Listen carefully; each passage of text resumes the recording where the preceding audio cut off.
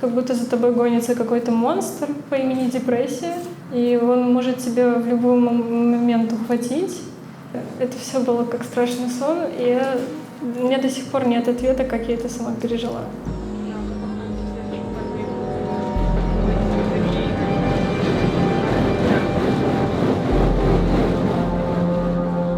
Все началось с 8 лет.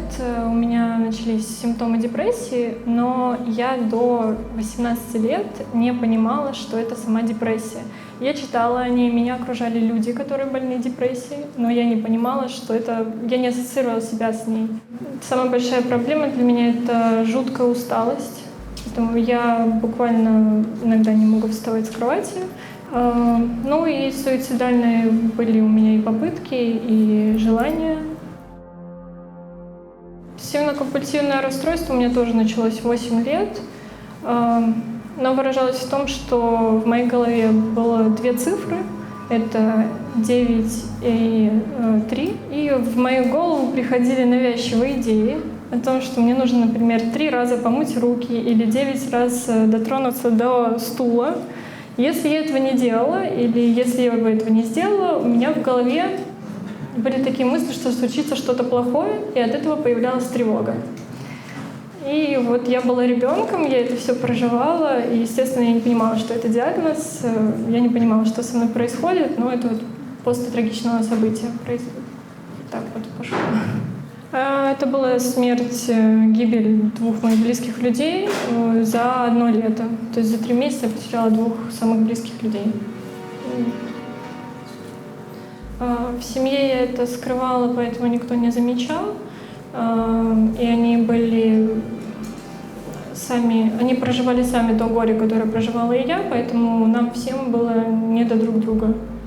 А друзья тоже нет, они ничего не замечали, потому что я это очень умею скрывать.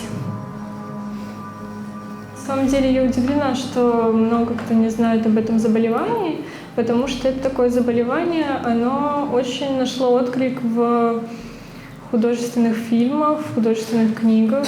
В чем смысл? Что у человека есть так называемая обсессия, это навязчивые мысли, которые вызывают тревогу, и он делает компульсии, то есть повторяющиеся какие-то действия, чтобы унять эту тревогу. Когда у меня был рецидив ОКР, я буквально не могла с этим жить, потому что, я ребенок, и я постоянно делала повторяющиеся действия, и у меня в голове было то, что если я это не сделаю, то тогда умрет моя мама, тогда умрут мои близкие, тогда случится что-то плохое, тогда умру я. И если я просто не могла этого не сделать, я не могла сказать «нет» этим мыслям и просто пойти дальше. У меня было такое, что, например, я еду в автобусе, мне нужно 9 раз прикоснуться к поручню автобуса. Если я этого не сделаю, то я, не знаю, попаду в аварию. Или мои близкие умрут. Но это все имело влияние на учебу, потому что, как я говорила, у меня жуткая усталость, я просто не могла вставать с кровати. И, конечно, я, бывало, просто не ходила неделями в школу. Я говорила, что у меня болею, я могла притворяться, что у меня температура, потому что маме сказать не могла, я стыдилась. Причина какая-то должна быть. Но, в принципе, я закончила школу хорошо, поэтому я бы не сказала, что это сильно как-то отразилось на мне, на моей учебе. Но я себя изводила. Я себя изводила до нервного истощения, но этого никто не замечал.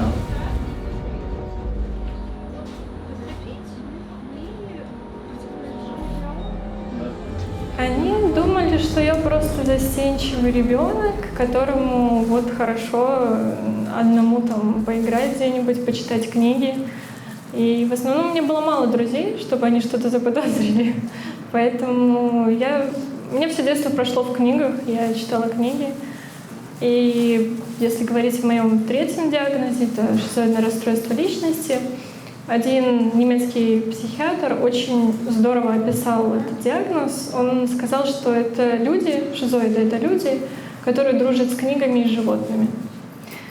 Вот. И на самом деле у меня 2 собаки, я занимаюсь верховой ездой, и мне на самом деле намного интереснее с животными, чем с людьми. Это правда. То есть шизоиды, им не требуется общение с людьми. У них может быть близкие друзья, но, как правило, это один человек, и все. До 18 лет я думала, что все так живут.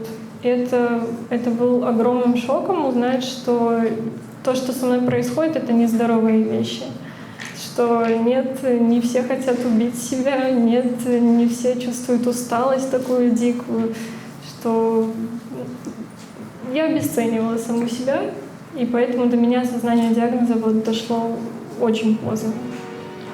Мне помог мой друг. Я рассказала ему, что со мной происходит, потому что, наверное, это был какой-то пик, и я больше не могла так жить. Я ему все рассказала, и тогда мы поехали с ним, он меня отвез в Новинки. Я попала в консультативно-поликлинический центр при Новинках, и там мне сказали, что мне нужно госпитализироваться. Я, конечно же, очень испугалась, и мы оттуда уехали. Но я поняла, что нет, со мной что-то происходит, и мне нужен специалист. Дальше я пошла к психотерапевтке, которая находится у меня в поликлинике, то есть прямо по адресу. И мне очень повезло, потому что эта психотерапевтка оказалась потрясающей женщиной, она до сих пор ведет мое лечение, она мне очень помогает. Почему-то с осознанием болезни мне только сильнее хотелось умереть. И вообще лечение это очень сложно, потому что когда тебе не подошел один препарат, ты думаешь, подойдет второй. Когда тебе не подошел второй, ты думаешь, ладно, бывает, подойдет третий. Но тебе может не подойти 7 препаратов, тебе может не подойти 10 препаратов. Но вот самое главное помнить о том, что не нужно опускать руки, как бы тебе это не хотелось сделать. И что если другие вылечились, то и ты можешь вылечиться. Самое страшное было рассказать об этом маме, что мама об этом узнает. Это было самое страшное. Мне не было страшно в больницу, мне не было страшно врачи. Самое страшное было о том, что мама узнает.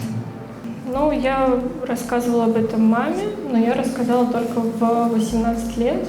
И то я не смогла сделать так, чтобы это был нормальный разговор. 1 на 1. Я поделилась с ней об этом в соцсети.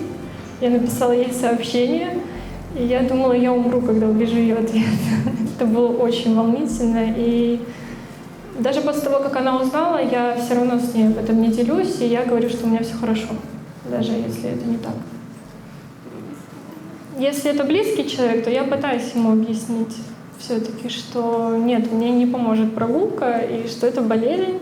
И я всегда делаю сравнение с гриппом, потому что у нас это заболевание без стигмы какое-либо, как психическое заболевание. И ты можешь провести параллель между гриппом и депрессией и сказать, что когда ты болеешь гриппом, ты не можешь выйти, тебя никто не зовет гулять, и это нормально. И вот я болею гриппом, воспринимаю это так. Я хочу сказать, что самый лучший вариант будет спросить у людей, что им нужно, чтобы поддержать вас. Потому что у некоторых это может быть тактильный контакт, у некоторых это может быть просто присутствие рядом, у некоторых это может быть слова поддержки. Мы все разные, и у всех все это очень индивидуально. У меня просто был человек рядом, который не давал мне сделать что-то плохое, потому что я также страдала самоповреждением. И он меня просто слова поддержки, обычные банальные слова, все будет хорошо, мне тогда придавали силы. Ты ранилась? Да, я себя резала, да, и мне это не было с попыткой суицидальной, это просто становилось легче после того, как нанесешь себе боль. Это заглушало твои моральные переживания. Наверное, у него так хорошо получилось поддерживать, потому что он сам был не самый здоровый. Он сам был склонен к депрессии, и он сам понимал, что я чувствую. Поэтому, да, он говорил, что он рядом, что мы справимся с этим. И мы справились, хочу сказать. когда ты болеешь, ты не строишь планов на будущее, потому что тебе это будущее не интересно, и тебе оно не важно. Но сейчас, когда я вошла в ремиссию, я, конечно, строю какие-то планы, но ты постоянно оборачиваешься назад, как будто за тобой гонится какой-то монстр по имени депрессия, и он может тебя в любой момент ухватить, и ты можешь в любой момент рухнуть опять, и ты опять будешь лежать в кровати и хотеть себя убить. И это очень страшно, я этого очень боюсь, что я просто проснусь в один момент, пойму, что мое лечение уже не подходит мне, и что нужно начинать все заново. Я очень боюсь рецидивов. Это страшно. Поэтому строить планы довольно-таки сложно, потому что ты каждый раз вспоминаешь о том, что у тебя позади, и что это может быть впереди. Оно, скорее всего, и будет впереди, потому что жизнь такая штука. Но я строю планы на будущее, да. По крайней мере, я хочу закончить университет. На учебе, мне кажется, догадываются, потому что я это не скрываю. И я вообще считаю, что нужно об этом говорить и говорить как можно больше. И именно поэтому я сюда пришла, потому что надо бороться с этой ужасной стигмой. Я всегда рассказываю, я всегда говорю своим знакомым о том, что присмотритесь к своим близким людям. Если им нужна помощь, спросите, нужна ли им помощь.